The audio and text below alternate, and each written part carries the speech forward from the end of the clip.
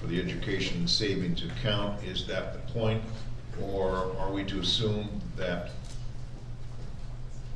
any parent in Idaho can already save money in a bank account for their own homeschooling materials? Well, actually, I didn't take a lot of time explaining the education savings account because there are so many of us here, and there are a lot of questions, a lot of people that talk about things. Last year we had a tax credit bill that came before the House, passed the House. It did not get heard in the Senate, but that was a deal where, similar to what mine is, but people could apply for a scholarship to a tax credit organization. A tax credit would give businesses 50% tax credit if they contributed to education. So there was just a way to allow people that can't afford. If you want to send your child to a private school or anything like that, you have to pay twice. You pay the taxes just like all the rest of us. The general fund budget, 62.8% last year of our general fund budget, which is income tax, sales tax, all those taxes, that goes toward education. So you pay, we all pay it, everybody, even a child, if they're buying something at the grocery store and pay sales tax, they're paying for their own education. So if the people that choose an alternate path, then they have to take on another job, do something else, so they have to come up with the money to pay twice. So because the typical for a high school education and a private school is about $6,000 a year. So it's a big commitment, and not everybody can afford to do it. So the tax credit scholarship thing was basically a mechanism so that people who couldn't afford it could actually apply for a scholarship, and the businesses could contribute and get a tax credit.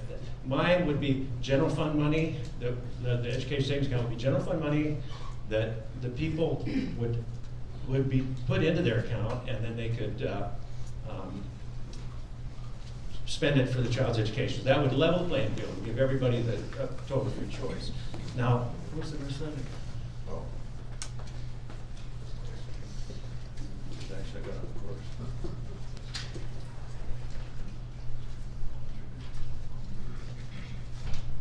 Oh, tax-free. Okay, tax-free 529 accounts. Now, the federal government just made some changes last year on 529s, and people, a family can contribute up to $12,000, husband and wife, $6,000 each, into a tax-free savings account for education. That's a 529 account.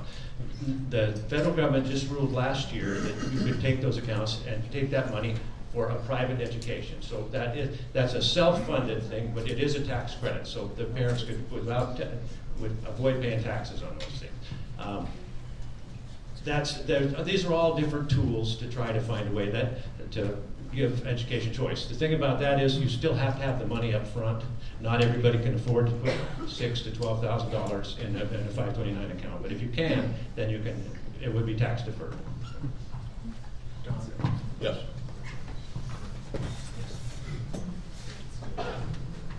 Education funding is really not my strong suit, and I know you've heard me say before, lawyers pretend they know everything, but I'm not going to pretend I know anything about school funding, because that's, with everything we have to keep up with, it's just, not in the forefront for me, not because of importance, but because of my ability to handle the things I already have to do. But one of the reasons that I'm really supportive of Ron's idea is when I start conversations with my colleagues about how to reform education, the conversations usually start with, if we only spent more money. And obviously that is not a good plan of action.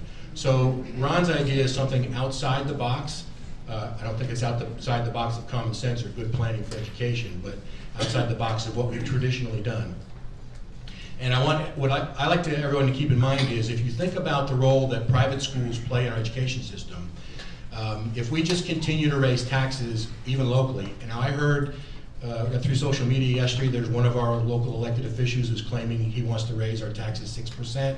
I hope that's not true, but imagine raising taxes, county taxes, property taxes 6%.